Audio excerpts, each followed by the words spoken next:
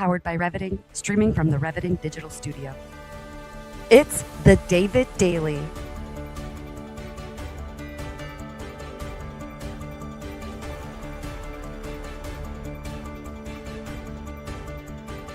Exploring frontier technology, artificial intelligence, quantum innovation, and the intersection of faith, funding, and the future. Here's your host, David Goki. Welcome to a live episode of the David Daily Show. We're literally streaming to you live from New York City, home of the New York Knicks, NBA champions, and that's the power and beauty of going live stream is you can go live anywhere you have a camera, some good natural lighting like we have here, and of course, a good internet connection with a microphone. So I want to shout out to Headset Advisor, who sponsors this show with headset equipment. If you've not gotten a headset or you don't have a good microphone, go check out Headset Advisor. So we're literally here in the midst of the New York City. This guy wants to say what's up. We're live. Wow, okay. Who's in here right now, make sure to show some love to I love it. We thought he was in the corporate What do you do? All right, that's funny. All right. So anyways, we got a guest on the show today, Daniel Burrus. I'm excited for Daniel Burrus for many reasons. Daniel, first of all, is in San Diego, one of my favorite cities.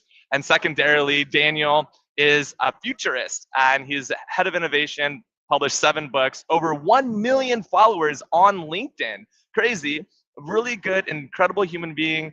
Daniel, welcome to the live show. It's nice to have you on the show. Thank you so much. Oh, it's so great to be with you. And you are indeed live. Yes, exactly. That's the beauty of live show. So why don't you just tell the audience just a little bit about yourself and what you're focused on, and what does future innovation and future technologist even mean these days? Yeah, exactly. Well, thank you. I started out teaching biology and physics for a number of years. I had an idea for an airplane design. I built it, test flew it, ended up with 37 national locations in the first year, was profitable in the first year, started a number of companies. Within 2 years, I had 4 different companies doing really well, but I missed the teaching part. So I sold those businesses and started what I do today, many decades ago. And what I do is research global innovations in all areas of technology, AI, robotics, genetics, you name it. And I've written 7 New York Times selling books. I've given thousands of speeches around the world. I think my biggest audience last year was 10,000. I have learning systems. And basically what I'm doing is helping people to see how to solve impossible problems, see invisible opportunities, and understand how amazingly predictable the future is. And if you're an entrepreneur, that is really powerful, because when you have uncertainty, it's hard to know what to do. But when you can balance that with certainty, which we'll talk about in here, all of a sudden you have the confidence to make bold moves and can grow rapidly. Yeah, I love that. What an incredible statement. It is truly an honor and a blessing to have you on our 60th episode just this year. And that's the power of going live, is that you can produce episodes with high quality people just like yourself, Daniel. So we're going to get right into the first topic. People who are tuning in for the first time, we have a very simple format. We talk about funding, faith, and future. So let's get right into funding. Time to talk about funding.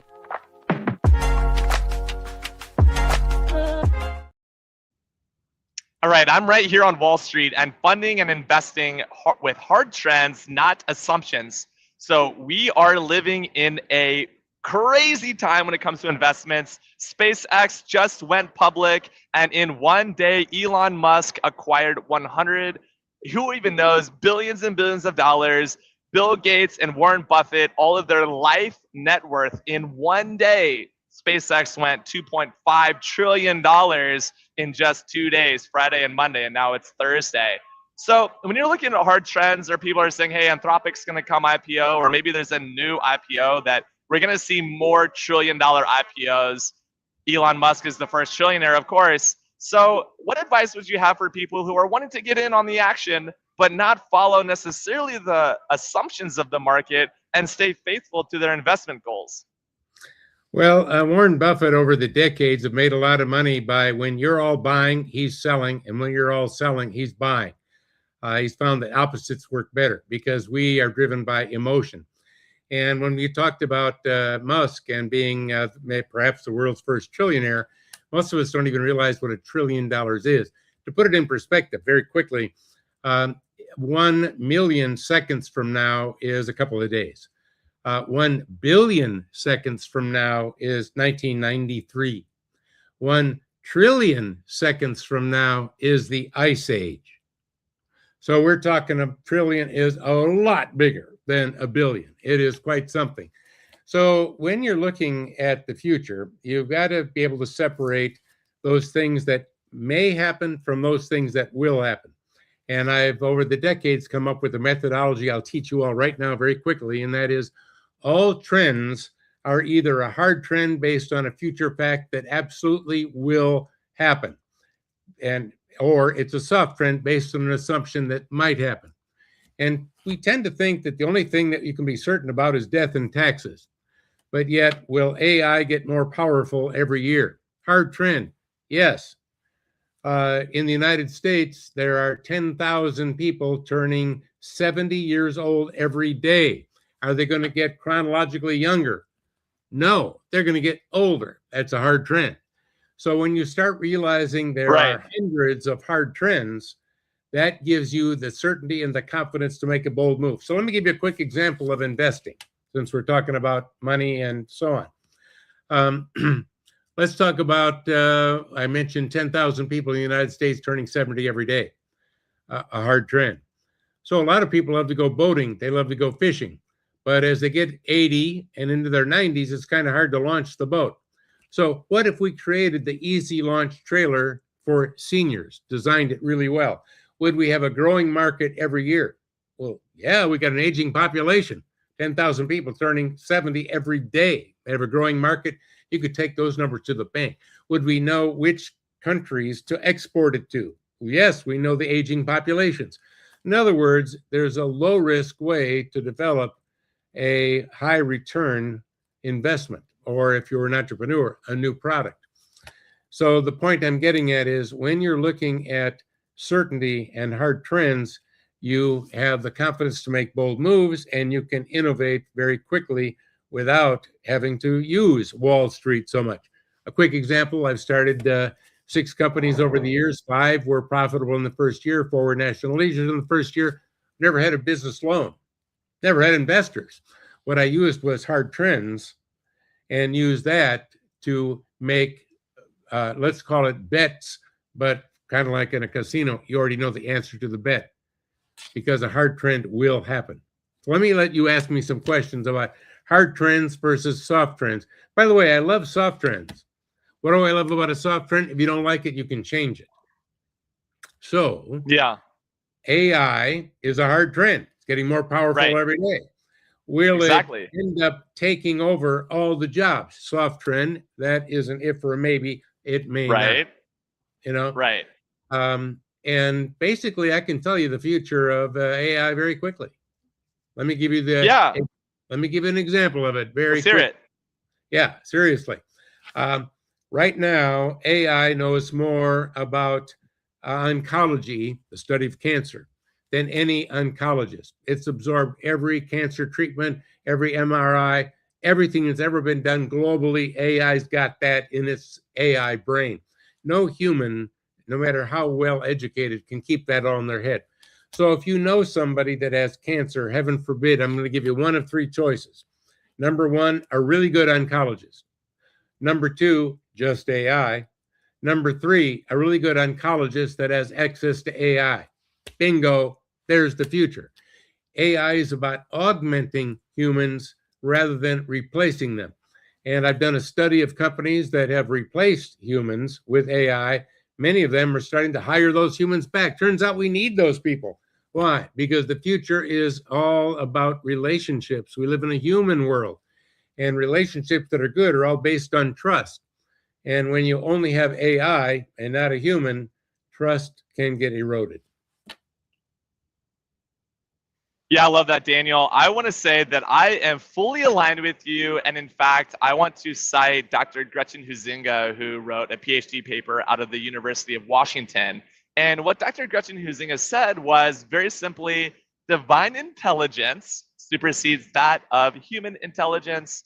And because humans made the machines, therefore human intelligence supersedes that of the machines. Now, you may disagree with that. You may agree with it, but a Buddhist, a Taoist, a Jew, a Christian, a Catholic, a Muslim, and an agnostic and atheist came together as a committee to approve this finding.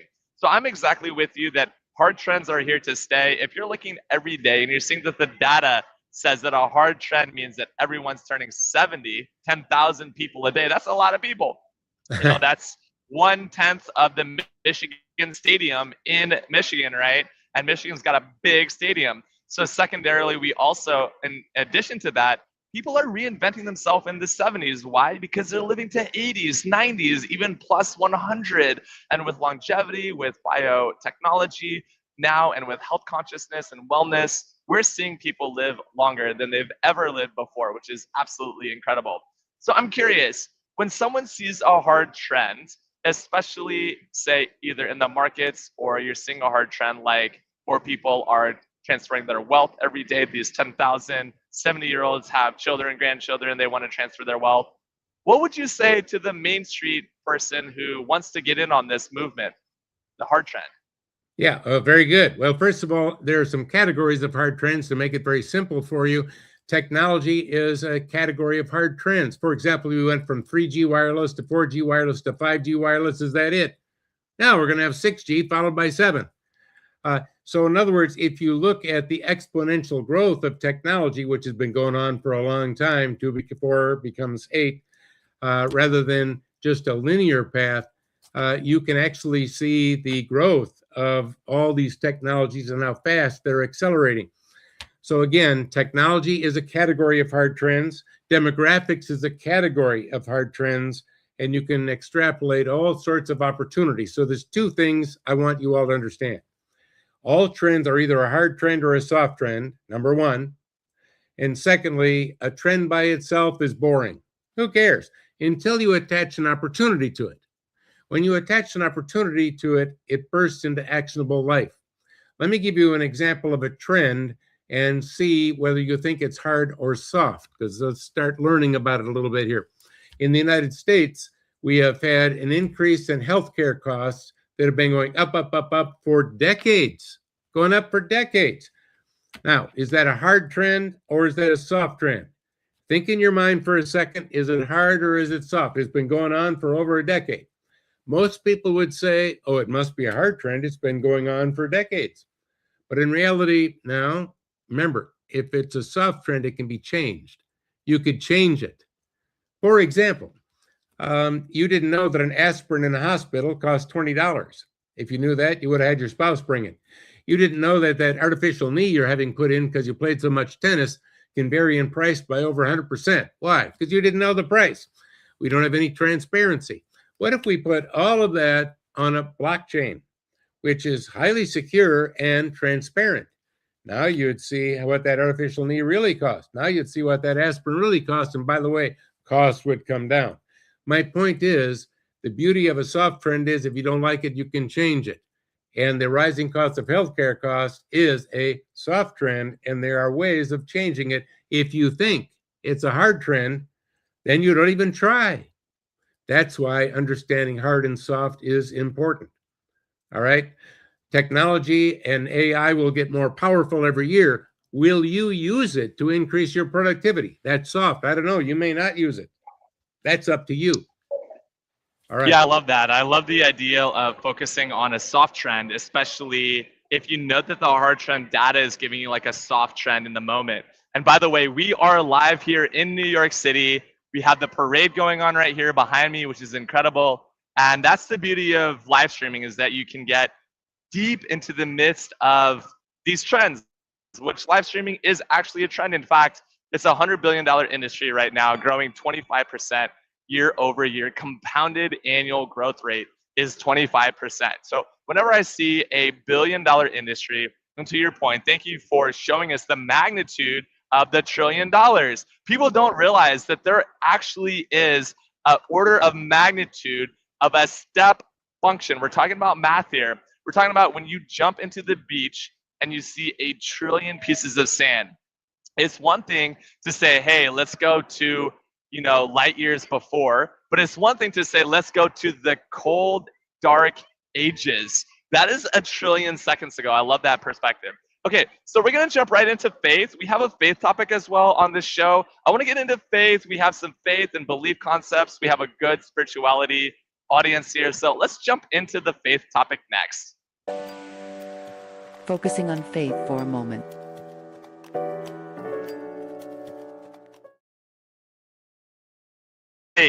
Faith, leadership, conviction for human-centered AI.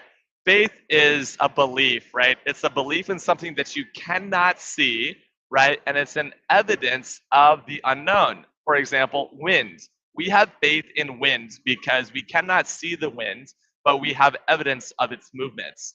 So I'd like to ask my guest, Daniel, what does faith mean to you? And then we'll jump right into our topic. What does faith mean to you?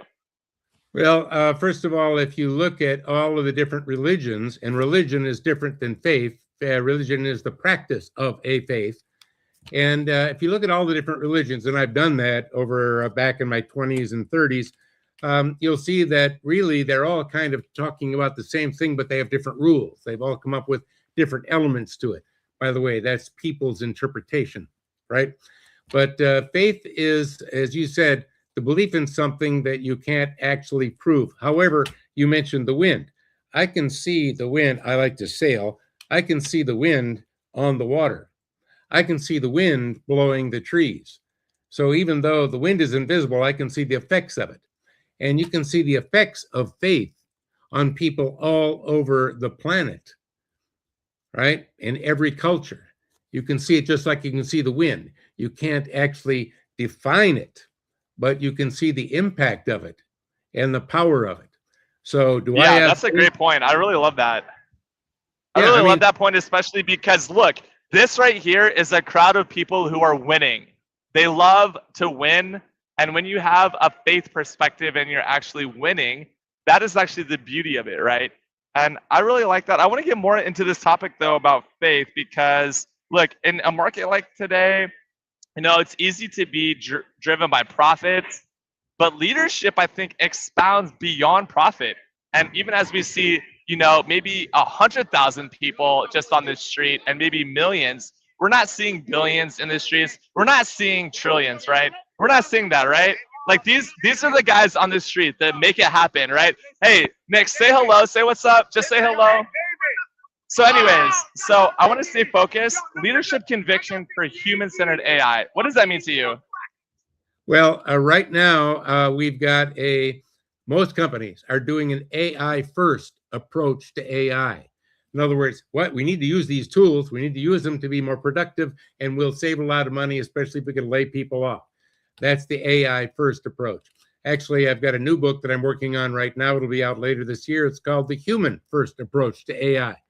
And because we live in a human world. See, we live in a technological world, but we live in a human world. And by the way, it's all based on relationships. And relationships are all based on trust.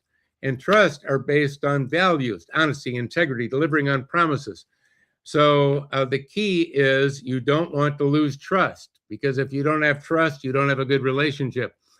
So what we want to do is to elevate trust whenever possible. That's why exactly right. Whenever you're using AI, remember, it can make things up. And people say, I don't like AI because it can make things up. It can lie. It can hallucinate. And my response to that is, I got news for you. So can humans. So the key is you need to verify the results. Whatever you're doing, you got to trust but verify your results. Because if you're just saying something you read on the internet to somebody and they find out it wasn't true, my trust in you has gone down. And you don't want trust in you to go down. We live in a human world. You want to maintain your trust, verify. It's about critical thinking. We believe things that we agree with, but maybe that wasn't true just because we agree with it. You need to verify. That's where social media can get us into trouble, because we get into echo chambers of the people that agree with us on our topics, agree with us on everything that we think. And yeah, I like people that agree with me, but is it true? We need to start verifying more so that we can elevate trust. because without trust, society falls apart. Yeah, Daniel, that is such an incredible opinion and perspective. I am 1000% aligned with you, especially because Stephen Covey said it best, right? We move at the speed of trust, and trust inside of an organization can mean a lot of things. Sorry for the noise. We're here in New York City in the parade celebrating the New York Knicks. That's the beauty of going live. Here we are live. This is behind me, literally the parade. And the speed of trust is important because trust takes time, right? I really appreciate what Warren Buffett said. He said, it will take you 25 years, right? 25 years to build a reputation, but maybe 25 seconds to ruin it. So when you talk about reputation and trust in the context of faith, how do you maintain the tenacity that's needed to really build a future of trust? And, you know, when that decision point comes, not take that 25 seconds to ruin your reputation. Daniel, having published 7 books, being a renowned speaker, over 3,000 keynotes you reminded me of in the pre-show, how would you continue to maintain trust so that your reputation doesn't go in 25 seconds? Well, it's a really good one. And by the way, it takes a long time to get trust back if you lose it. So that means I have to double and triple check anything I'm going to be sharing with people to make sure it's accurate, because I want people to be able to trust me. And I've written thousands of articles. That's one of the reasons I've got over 1 million followers on LinkedIn, is because I share a lot, but I'm sharing things that I've double checked, things that I've verified to make sure that people can trust me. And if I'm using AI at all, if I'm writing something, what I'll do is say, and by the way, here's what AI said, and I'll indent it so that people know this is me versus this is AI, because I want people to be able to trust when they're reading something from me. I'm the one that wrote it. I'm the one that created it. So I think, you know, all of that is extremely important. One other thing about trust and verification and all of that is that from a company perspective, let me put it this way. I've started 6 companies over the years, and I said earlier, 5 were profitable in the first year, 4 were national leaders in the US in the first year. Here's what I did from day one. Whenever we hired somebody, we said there's going to be a time when you will be having to make a decision and you can't check with me first. How can you make a decision? And it may involve money, it may involve big things. How can you make that decision? And my answer was, if you do what someone with the highest levels of honesty and integrity would do, you're doing the right thing. Even if it causes me to lose money in the short term, I'm not about the short term, I'm about the long term. And if you're acting with high levels of honesty and integrity, your long term will be good. Well, you know, I've been in this particular business for 40 years, been growing for 40 years. So I've been growing like crazy on a global level. You don't even look like you're 30. Well, thank you, but I've been growing like that? Crazy all of this time, and and it's because, look, honesty and integrity. It's about values. It's about humanness. Yeah, you know what? It's a lost art, Daniel, genuinely. And I posted this on LinkedIn. I'm pretty vulnerable. I made a 5-figure mistake this week. And maybe if you're watching, you've made a big mistake. And look, immediately, as soon as I figured that out, we have a little financial product. And if you haven't gotten a Grab wallet, you need to get your Grab wallet, which is really beautiful new technology.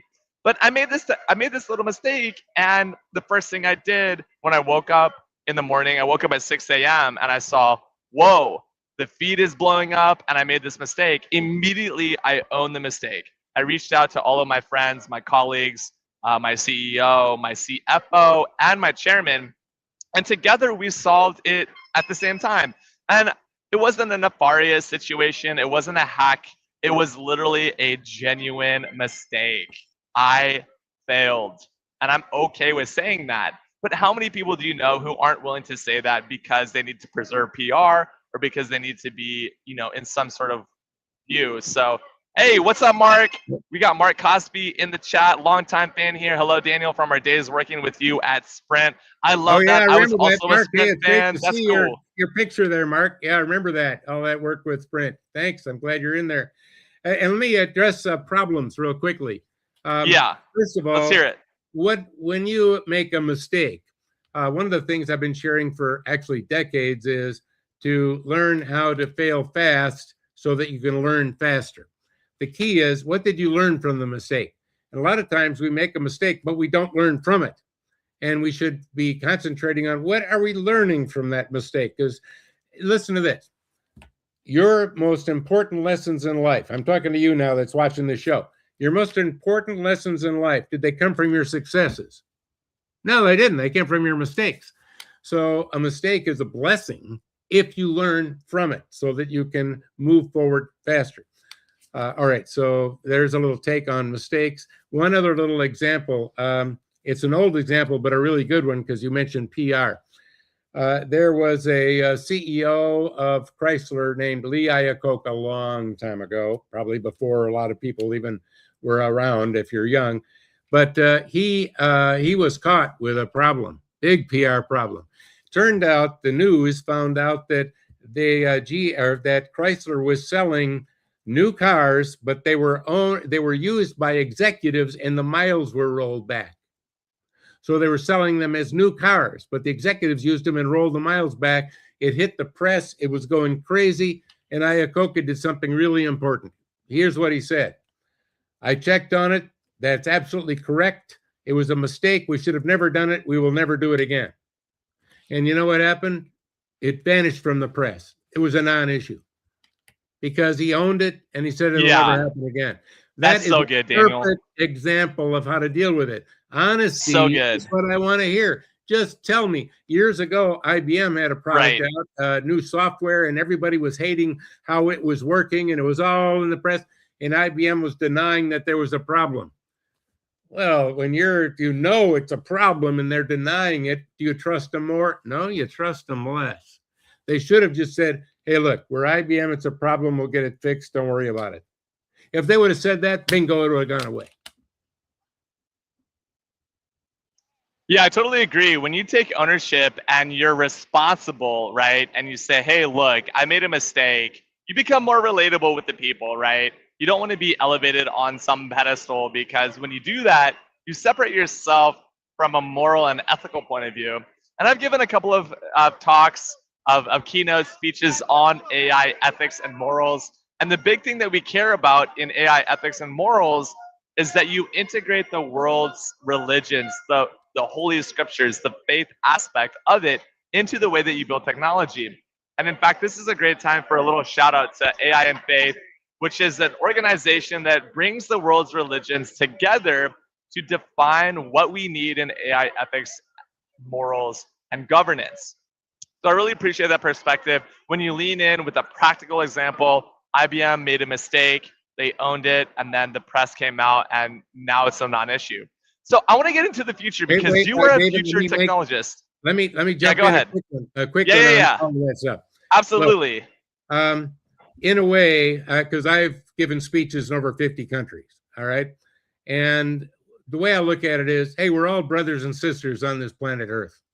We're all brothers and sisters on this planet Earth. If we could think that way, all of a sudden, instead of all those people walking behind you, being, I don't know if these are weird people or who's there, but if we realize, hey, we're all connected, there is the conscious mind. With AI, they're talking a lot about, does it have consciousness?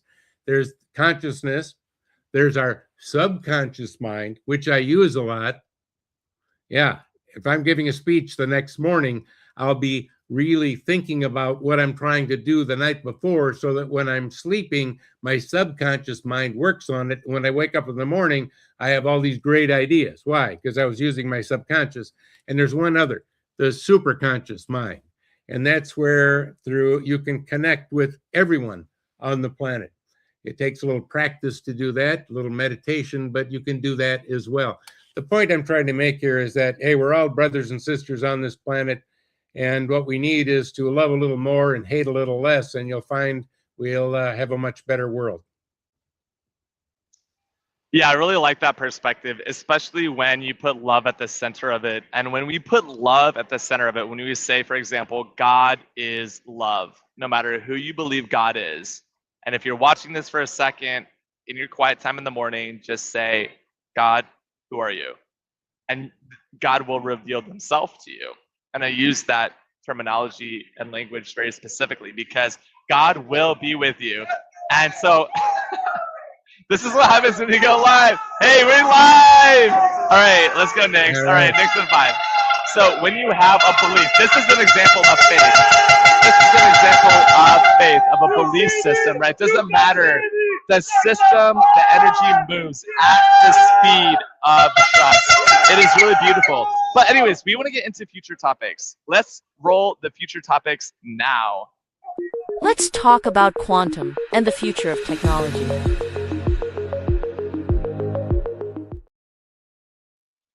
That was absolutely wonderful. I love the beauty of going live. So on our future segment, we like to talk about future technologies like quantum. I heard space, I heard nuclear, I heard biotech, the future of technology. And so preparing for quantum technology is really a big shift, right? We have this idea that you and I could exist in the same space. We could teleport, we have entanglement, quantum entanglement, all these concepts. But there's so much more than that. In fact, SpaceX has committed to 1 million humans on Mars and 1 trillion in revenue by the next 30 years. So how does the average person watching this, maybe they're in a corporate job, or maybe they started a side hustle, or maybe they're actually a big CEO and they're on Wall Street. How do we prepare for quantum and these exponential, like these massive exponential shifts that are coming? Well, there are a lot of elements and a lot of ways of looking at quantum. From a technology standpoint, there's a hardware element to it and a software element to it. And the hardware has been slower to develop over time, although lately there have been some really big breakthroughs. And we already have, for example, Amazon and IBM offering quantum as a service. In other words, I don't have to own the quantum computer. I can use theirs as a service, just like you have IT as a service, or your CRM as a service, and so on. So quantum actually can be a service. So we have the hardware part, but you also have the software part. And because quantum is so powerful, it can break any, let's say, any protections you have right now on everything, including your bank account and everything, because quantum is so much more powerful than other computers. So here's what's going on. While the quantum computer, the hardware, is being developed and getting closer to being out there, making all other computers obsolete, which we're heading towards, hard trend, they're developing the software to run it ahead of time, because that's easier to do, to make sure that when the quantum hardware is to that point of rendering everything else obsolete, we have the software to run it so that we aren't vulnerable, so that we can take advantage of it. When I say we, I'm talking about humans. Otherwise, our banking system is in trouble. Our Social Security in the US is in trouble. Everything is in trouble. So we're developing the software, quantum software, ahead of the hardware so that when the hardware is to that point, we aren't in trouble. If we weren't doing that, we'd have the hardware all of a sudden at this point, and it's like, uh-oh, now we're in trouble, and it would take time to develop the software. So I'm just letting you know there's that element to it, and it is getting very, very ripe for application. Yes. Yeah, I like that perspective of like separating the hardware and the software, especially as we think about quantum and the future of quantum. Now, Microsoft came out with a version 2 of their quantum chip. Of course, NVIDIA, which was, the first $1 trillion company, they of course have quantum stacks, quantum racks. Apple, of course, has quantum chips soon to be embedded into their technology. Tim Cook stepped down, for example. Tim Cook stepped down, and we have a new hardware CEO. So I'm very excited to see what Apple's going to do in 2026 to build that hardware. But to your point, it moves at the speed of trust. We can have a lot of hardware, we can have a lot of software, but if we don't have trust, we don't have integrity, that's going to be a problem. And we have over 100 big data center projects that are currently going on. Now, while I was at Microsoft, which I was there for 10 years, data scientist, we scaled Microsoft from 9 billion to 43 billion, which that's going to be a very small number here soon. But when you're working on an $800 billion valuation, a market cap, 43 billion, that's a pretty significant percentage. But we wrote a paper, a very futuristic paper, maybe you will appreciate this as a future technologist yourself, where in the future, we believe that warehouses and these massive football field, mile-long data centers will be an archaeological, historical artifact. We will no longer need the large data centers that we're producing today. Why? Because power will get more efficient, energy will get more efficient, and storage, of course, will get more efficient. We'll have more local, on the edge AI technologies, biotech, etc. So as a futurist, in the next 5 to 10 years, where do you see technology really moving forward, and how can we prepare for that exponential shift? Well, let's give you a news scoop right now on this show. Let me talk about something that is not being addressed by anyone, but it's something I would call a blinding flash of the future obvious once you start thinking about it. We're building all of these AI data centers all over the place. And but what is NVIDIA doing? Are they sitting still? No, they got their new chip that's much better than the one you just put in your data center. In other words, all the chips in your data center that you just built are going to be obsolete. When? Maybe a year and a half, 2 years. I mean, we're spending billions of dollars on data centers that are going to be only have a couple of year lifespan. Then we need all new chips. And by the way, what are they going to do with the old chips? We're going to take them out of those data centers and put new chips in? Or are we just going to build more new data centers and close down those obsolete ones and let them be empty hulks? What are we going to do with all those things? So the news flash that nobody is talking about is the rapid obsolescence of the data centers we're currently building right now. What are we going to do with all those things? And are we just going to be building more and more to where we don't have any places for homes anymore? All we're going to have is a world full of data centers, and hopefully the humans will find a place to live. It gets to be a little weird if you think about it. Yeah, I agree with that. In fact, what I would say is when it comes to data centers, I believe that data, again, if we look at Murphy's Law, if we look at the ability for space and storage to double every 6 months, what that means is that data centers will, in my opinion, as a futurist, become obsolete. And here's why. Because we will no longer need all of that space and all of that storage. We'll start to see 10 terabytes, 20 terabytes, 100 terabytes on your phone, and you'll be able to quickly drop that to the cloud or to backup and storage via quantum technologies. So we won't need the space or the storage. And I just spoke recently with a robotics company that is looking at how to more effectively use SSDs.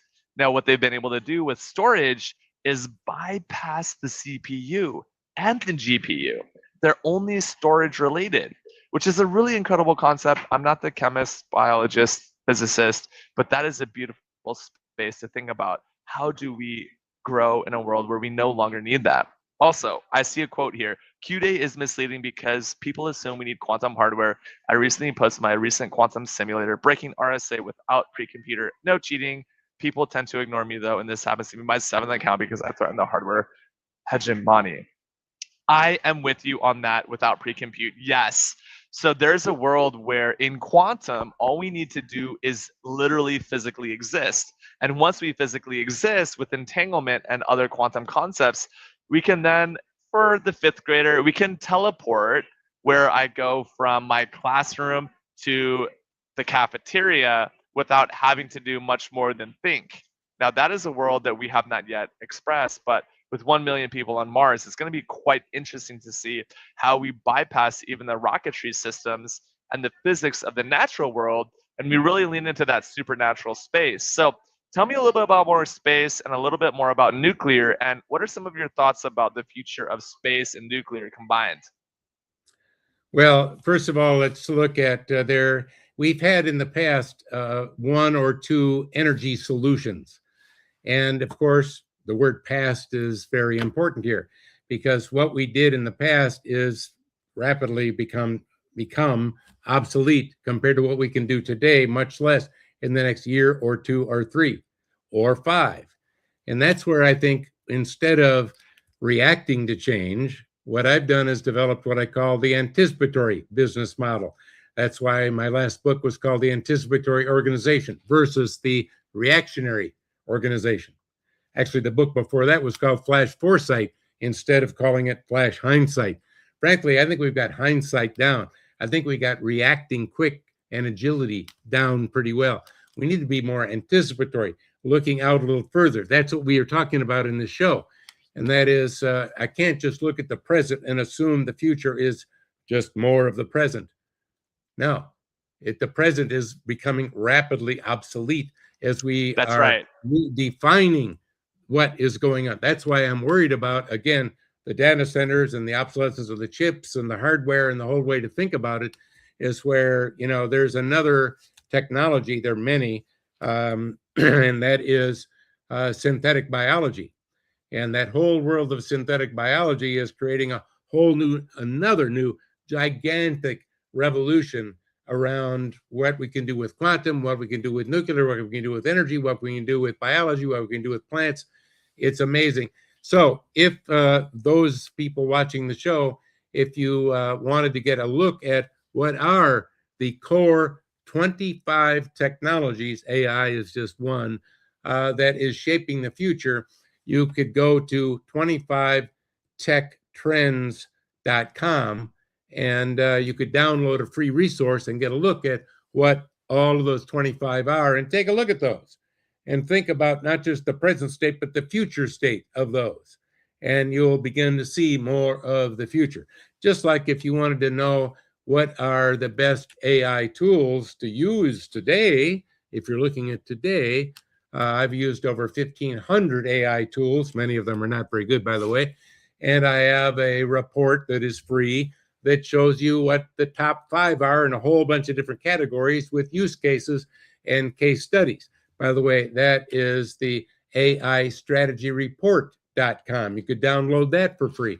So I have a lot of free resources if you want to find out more about these things. But as you were implying, David, there's a lot more to the future than just the AI or just quantum or just nuclear. Right. There's a lot going on right now.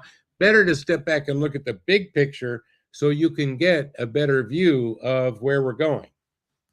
Yeah, I love that. So I'm here with a lot of, let's just call it people on the street, right? And we have hundreds of thousands of people that are flowing through the streets. You met some of them today on the live show. So practically speaking, because our show is very practical, Daniel, in terms of practicality, what would you recommend to someone who's thinking about getting into a future technology? Like, what are some practical first steps that maybe someone who has a little bit of technology skills or a little bit of AI, a little bit of application, how does one get started in this space?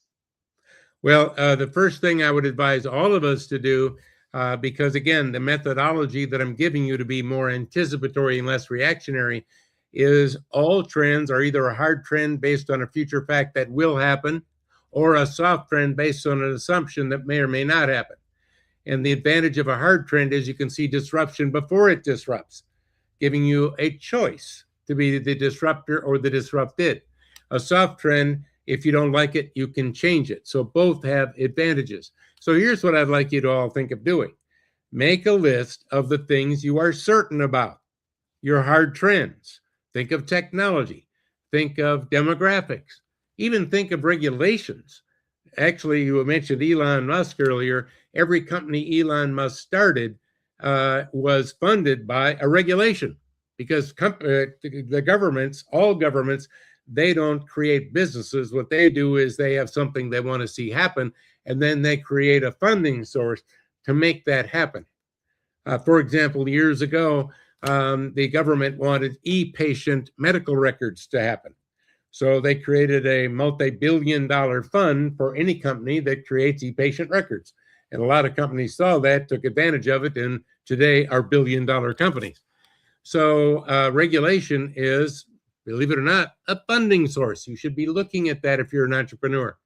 So what I'd like you to do is create a list of hard trends that you know will happen and related opportunities for you. A list of soft trends that may or may not happen, and the opportunity to take advantage of it, to shape it, to influence it in a positive direction. because a big list of things I'm uncertain about doesn't empower me. But when I have things that I am certain about, I have the confidence to make bold moves. And you can innovate with low risk. And you mentioned in the beginning of this segment funding. It's amazing what you can do and how rapidly you can grow a business when it's based on a future facts uncertainty. So go back, make your list of things that you are absolutely certain about from a technology standpoint, from a demographic standpoint, with a related opportunity. Take a regulatory, take a look at that. Even shifting regulations have opportunities. And then take a look at the soft trends, those things that are based on assumptions that may or may not happen. I didn't say they wouldn't, but an assumption is different than a future fact. And then you'll get a list of opportunities. Now, here's what I'd like you to do. Boil it down to one or two that you will take action on. Why? Because the risk is not taking action on it if you know it's going to happen. And you'll find a way to put, let's say, bright lights on your future. You know, when I was in high school, before I got my driver's license, there was a kid down the street that was older than I was. He had a hot rod that he had built. And he asked me if I wanted to go out one night and take a ride with him to try something new that he had. And of course, I was like, yeah, sure, of course. So I went out with him in this dark night, and he had his bright lights on. Then he turned on his new bright lights. You know what they were? Aircraft landing lights. Whoa, we could see much farther out into the future. What do hard trends do? It turns on the bright lights. It lets you see much farther into the future. I want you all to be doing that. Yeah, wow. I absolutely love that for so many reasons. First of all, you don't know this about me, Daniel, but my dad actually is an aeronautical engineer, aerospace technology. He built jets for Learjet in the 80s. Wow. And I always had this like, okay, maybe my father's not all that, but then I was like, Dad, you're a rocket scientist. He's like, yeah, no, it was jet propulsion. I'm like, same thing, same difference. But you're exactly right. And I look at my adventure spirit and I think, all right, I have big lights on my adventure vehicle. And you're exactly right. When I'm going through the woods, through the mountains, I see things that people cannot see. And in fact, my brother who has an RS6, he turned on night mode. And at night mode, guess what? He can go down and he can see a deer in light mode. New York City in the building. I'm sorry. It's okay. We're talking about New York. You look good. New York. All right. We got a lot of New York fans out here going live. Sorry. In advance. Hey, you good. You good. Hey, here's, I'm Dave. All right. David's got to go for a minute to try to get control. But the key here is that you can actively shape the future rather than passively receive it. I don't want you to be a passive receiver. I want you to be an active shaper of the future. A lot of people have a wait and see attitude. Well, let's wait and see what's going to happen. Well, you can wait and see yourself right out of business.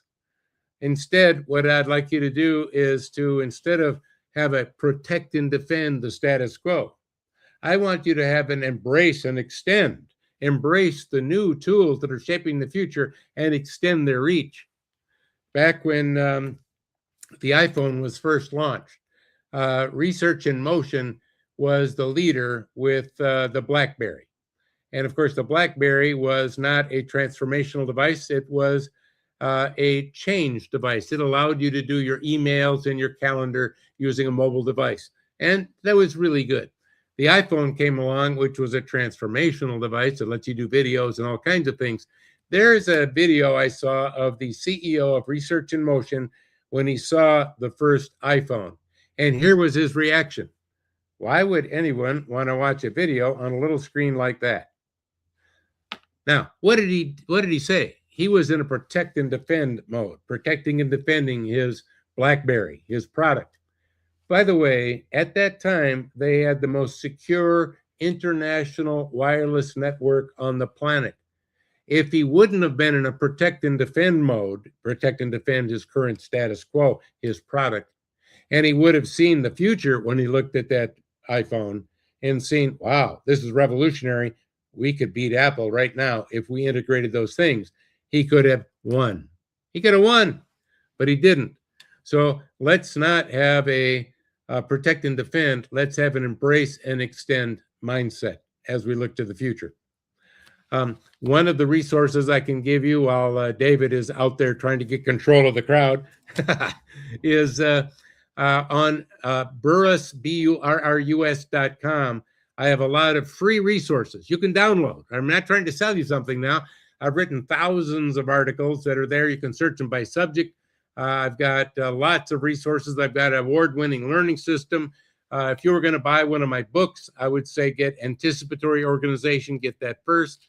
I think that's a good place to start. And because I want you to be less reactionary and more anticipatory. And I love that. And I see David is back. Okay, you control the crowd. Yeah, I want to say practical tips. Like, Daniel, I really appreciate you saying, hey, let's look at hard trends. First of all, you know that 70-year-olds are retiring every day. Data shows us that. Secondly, get involved in a faith and an integrity movement for that trend. And then third, as you think about the future, offer a service or a product that can serve those people who are in that hard trend. And it's guaranteed that you'll be successful. You'll publish your book, you'll be New York bestseller, you'll do the thing, you'll travel, you'll put $100 million in your account, because at the end of the day, 100 million will be very low. Maybe just a couple 100,000 if you're like just very humble. So look, really appreciate this time that we've had together. And I want to jump into our final segment called Behind the Bag. It's an anchor segment, and Beyond the Bag is beautiful. Let's roll the film. Beyond the bag, beyond the bag, beyond the bag.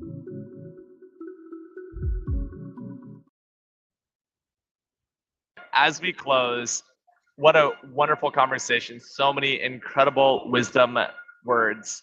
What is in your bag, Daniel? We want to know what is beyond your bag. What do you carry with you everywhere you travel? Well, as you might guess, of course, I have a smartphone, as you might guess. I've got a laptop because I fly a lot. In other words, how many miles have I flown over the decades, giving speeches and consulting? Remember, I said I've been in over 50 countries, and the answer is 6 million miles. By the way, let's get a perspective here. It's only 250,000 to the moon. So I have done a lot of travel. What do I do up there? Just sit around? No. That's where I write books. That's where I write articles. That's where I do a lot of thinking and composing. In other words, it's an office where I'm not interrupted. So we can turn something that's negative, like being in a plane, into something that's positive. And this is something that I can use to be productive. So I would say a computer is probably my key element, because that's where I can do writing. And again, I've written over 1,000 articles. So can you show us your computer out of your bag? Just pull out your computer or whatever it is next to your bag. We want to see it. Oh, look at that. Ladies and gentlemen. Ooh, that is very clean. That is an Apple MacBook. If anyone has seen this, this is an advertisement for Apple MacBooks. So I actually have my bag with me today. And what I wanted to pull out of it actually is a single chopstick. So because I believe in the ability to grow and scale, I have a chopstick. Now people would say, David, why do you have a chopstick? Literally a single chopstick. So this single chopstick gives me a lot of things. First of all, it is a hair tie. Ladies, if you need a hair tie, you can put this in your hair. Second of all, it is a microphone holder, so I can hold it as a microphone. And third of all, if you find a dangerous, anyways, you get the point. But having a chopstick here is what I carry in my bag wherever I go. And because when I'm eating on the streets, I love to eat with chopsticks. And that is my Beyond the Bag. All right, we're about to close this segment. So Daniel, people are going crazy on the streets. They want to stay connected with you. I've been telling literally hundreds of people here, Daniel Burrus, San Diego, go follow him. And I've been giving them my card, and there are literally, you can still see hundreds of people just like walking down the streets, literally millions, maybe even 10 million people have come into the city from all the 5 boroughs of New York City. So if people want to stay connected with you, Daniel, what is the best way for them to reach you directly? Just like you and I have had this conversation, how do people stay connected with you? And finally, who do you serve and how do you really help them, Daniel? All right, well, thank you. First of all, going to Burrus, BURRUS.com is a way to get a portal to a lot of things that I do. picking up a copy of Anticipatory Organization would be great. My book, latest book. If you, I gave you a couple of free reports that you could download without a cost. And of course, on LinkedIn, I've got over 1 million followers because I share a lot of good stuff. That's why so many are followers to join the conversation. Daniel Burrus on LinkedIn. And my, what am I really trying to do? I'll tell you, my goal is to get as many people on planet Earth to be far more anticipatory and far less reactionary, actively shaping a better future for themselves and for others, rather than passively receiving the future as it comes on a daily basis. We can create a better future for all. Let's do it. I love that. Daniel, it has been a pleasure to have you on the show. Wow, 1 million followers on LinkedIn. I am all in on LinkedIn. I am a huge fan of yours, and I would just say, like, definitely a groupie. So, real quick as we close, how did you get to 1 million in followers? For people who want to know, like, how do you increase followers? And maybe furthermore, how do you also increase conversion of those followers on social media, specifically LinkedIn?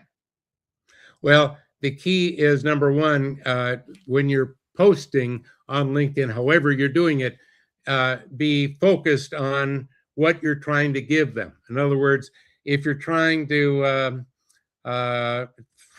we're all experts on many things.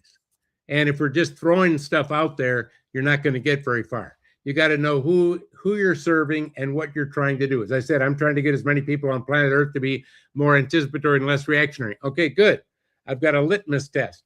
I know what I'm trying to do. Help people anticipate, help people to see technology and understand the hard trends of it, help people to understand hard versus soft and so on. So having a focus is really important. Secondly, if you're looking for leads, think of it as fishing. For example, I've had one post where I've had over 500,000 people read and respond to it. Whoa, it's huge. I had another one where I had 5. And I had a friend of mine who saw that and he said to me, Dan, I noticed you only had 5 people read that post. And I said, I know, it was a huge success. And he said, what do you mean? It was only 5. Well, one of them was a CEO of a Fortune 3 company and read that post and responded and had me come in to do a whole bunch of consulting for them.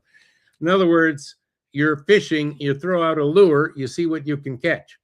And what is the lure? Really great information that they need to hear that will really help them. Give people what will really help them and stay focused. And all of a sudden, you'll have a lot of followers. Wow, I really appreciate that. And Daniel, in real fashion, you have been an incredible guest on the David Daly Show. Daniel Burrus, folks, go follow him. Go to burrus.com, and he's got 7 New York City bestsellers. I'm a huge fan of Daniel, and you should be too. In fact, if you're not following him, get into his ecosystem. You will be successful. Follow the hard trends. That's really the key takeaway from today's episode is follow the hard trends. If you know that the New York Knicks are going to win, put yourself in New York, right? If you know that AI is the future, invest in teaching yourself artificial intelligence. And finally, if you see a hard trend that you're observing, post it in the comments. We want to celebrate your hard trends. And of course, bring a faith component to it, right? Integrity, ethics, morals, that's so important. Make good decisions as a faith founder or an investor. And then finally, as a futurist, be thinking 10 years out. Build contracts, agreements that are 10 years out, that are long-term, so that you're not stuck in the Wall Street grind of profits every month, profits every quarter. You have to cut staff. No, think 10 years out. Anyways, David Goki here with the David Daly Show. Big shout out to Reviting.com, who behind the scenes are producing this, and my team at AI and Faith, who just believe in me and support all that we do. Look, we go live every week. This is celebrating 60 episodes in just 5 months. Let's go, team. Let's go. Let's go out. Roll the outro.